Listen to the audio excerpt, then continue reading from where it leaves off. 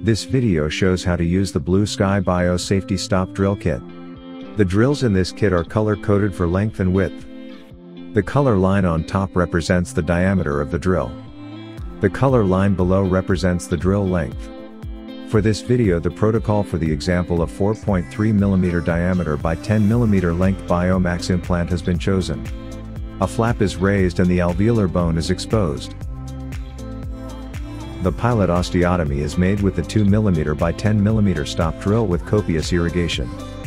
The stop portion will prevent advancement beyond 10 mm. The recommended speed is 800 to 1200 rpm. Notice the 2 mm pilot drills only have a marking line for length and no marking line for the diameter.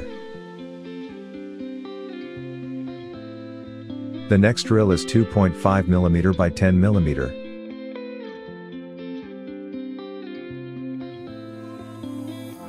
The osteotomy is continued with the 3 mm by 10 mm drill.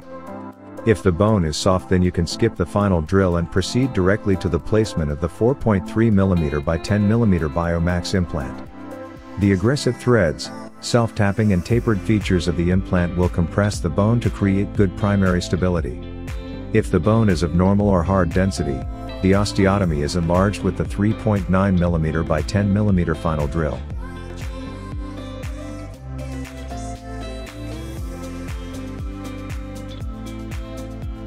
A ratchet driver is used to insert the implant with a maximum torque of 70 Nm. Alternatively, a handpiece driver can be used to initiate the insertion of the implant. The torque should be set to maximum of 15 to 20 Nm. If necessary, the insertion is finished with a ratchet driver and a maximum torque of 70 Nm.